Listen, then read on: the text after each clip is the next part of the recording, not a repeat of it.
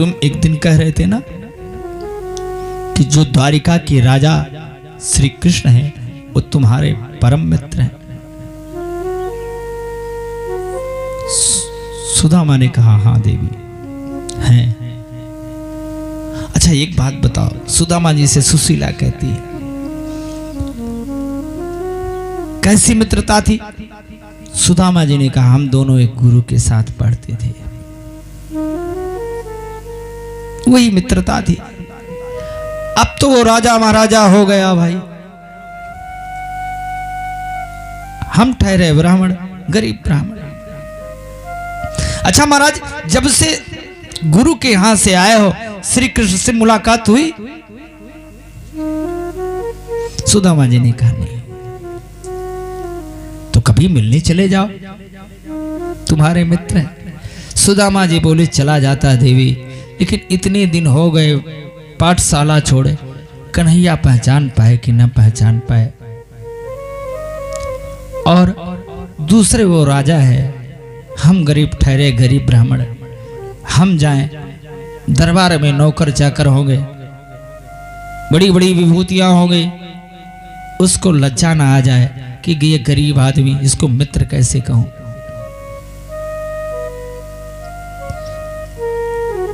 जब समय खराब हो देवी तो मित्र के दरवाजे पर मत जाओ, कहीं ऐसा ना सोच ले कि कुछ मांगने आया हो।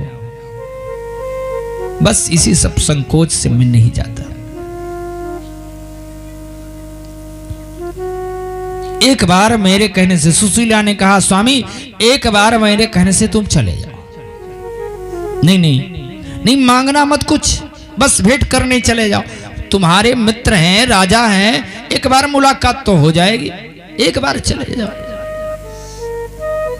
सुदामा के आंखों में आंसू आ गए। सुशीला से कहा देवी मेरी हिम्मत नहीं होती कि मैं उसके पास चला जाऊं। क्यों?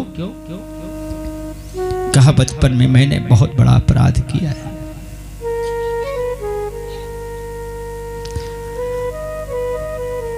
जब हम गुरुदेव के यहां आश्रम में पढ़ते थे तो कन्हैया तीव्र बुद्धि का था, पढ़ने में तेज था, उसके सारे पाठ याद रहते थे, सारे पाठ तैयार रहते थे। अब मैं कमजोर शरीर का, कमजोर बुद्धि भी थी हमारी, हमें पाठ याद नहीं होते थे। रोज मेरी पिटाई हो जाती थी, रोज मुझे सजा मिलती थी गुरुदेव से। और गुरुदेव मुख्य रूप से सजा देते थे, वो ये सजा देते थे कि तुम लोग जिसका पाठ तैयार ना हो वो जंगल से लकड़ियां तोड़ के आ जलाएगा। अब मेरा पाठ तैयार होता नहीं था। अब जब मेरा पाठ तैयार ना हो तो कन्हैया का पाठ तैयार भी रहता था, तो भी मेरा साथ देने के लिए वो भी गुरुजी से कह देता था गुरुजी मेरा भी पाठ तैयार नहीं है। तो गुरुजी हमको कन्हैया को दोनों को एक साथ भेज देते थे, जाओ तुम्हारे नंबर है, लकड़ी तोड़ के लाओ। ये कन्हैया मेरे लिए करता था, उसका पाठ तैयार भी होता था, तो भी मेरे लिए गुरुजी से कह देता था मेरा पाठ तैयार नहीं है कि मैं सुदामा के ले जाऊं। कमजोर शरीर का है, लकड़ी का गट्ठर ये कैसे लेकर आएगा।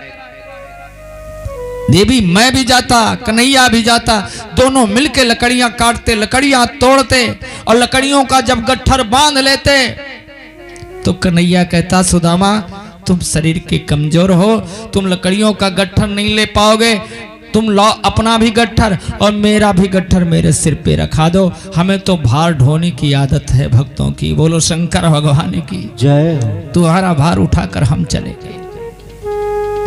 देवी मेरे हिस्से की लकड़ियां भी कन्हैया अपने सिर पर लाद लेता था।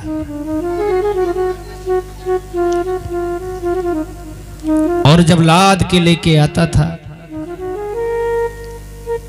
गुरु जी के आश्रम में, अगले दिन फिर स्थिति होती थी। अगर मेरा पाठ तैयार नहीं होता था तो कन्हैया भी कह देता था मेरा पाठ तैयार नहीं। केवल मेरा सहयोग करने के लिए, मेरा भार उठाने के लिए, मेरा लोड उठाने के लिए कन्हैया ऐसा करता, इतना मानता था कन्हैया। लेकिन एक दिन की घटना है, गुरु माता ने कुछ चने दे दिए खाने के लिए। गुरु माता ने कहा बेटा भूख लगे तो खा लेना। हम चने लेकर गए, दोनों लकड़ियां तोड़ रहे थे, आंधी पानी, जोर की आंधी पानी आ गई। हम लोग पेड़ के नीचे छुप गए। मुझे भूख लगी, मैं चना खाने लगा। कन्हैया ने पूछा चुपके चुपके चने क्या खा रहे हो भैया? मैंने कहा दांत कटकटा रहे हैं। जो कन्हैया मुझे इतना मानता था, जो कन्हैया मुझे इतना प्रेम करता था, मेरा सारा भार उठाकर चलता था, देवी मैंने उसके हिस्से के भी चने खा लिए।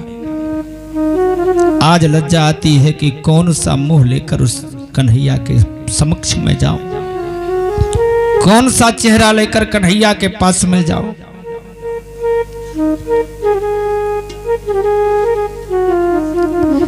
देवी मेरे जाने की हिम्मत कृष्ण के पास नहीं होती। सुशीला के आंखों में भी आंसू आ गए। कहा स्वामी वो भक्त वत्सल है, दीन वत्सल है, अपने भक्तों के अवगुण को नहीं मानते। जन अवगुण प्रभु मान न काऊ। तुम एक बार जाके तो देखो, ना पहचान पाए। सुशीला ने कहा ना पहचान पाए लौट आ। सुदामा ने कहा मत भेजो सुशीला, हमारी ये दीनहीन दशा देख करके उसको कहीं ये ना लगे कि कुछ मांगने आया। नहीं नहीं महाराज मांगना मत, बिल्कुल कुछ मांगना नहीं, बस तुम मिलने चले जाओ, कुछ मांगना नहीं है। सुशीला ने कह दिया कुछ मत मांगना। तब फिर किस लिए चले जाए?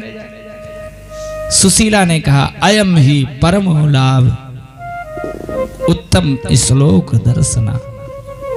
केवल दर्शन तो हो जाएगा।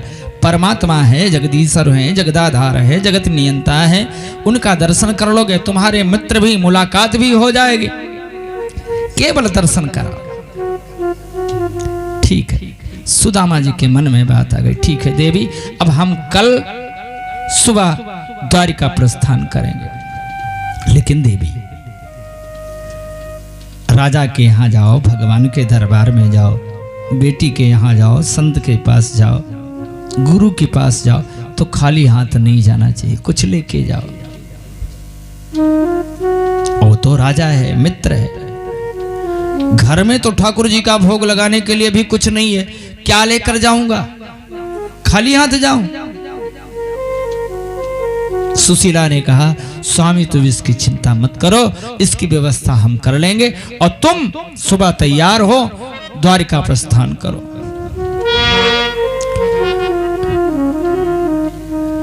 सुबह हुई 4 बजे भोर में, ब्रह्म मुहूर्त में सुदामा जी उठे, स्नान किया, ठाकुर जी का पूजन किया। सुशीला पड़ोस में गई। व्यास जी महाराज ने लिखा है या चित्ता चतुरो मुष्टिन विप्राण पृथक तन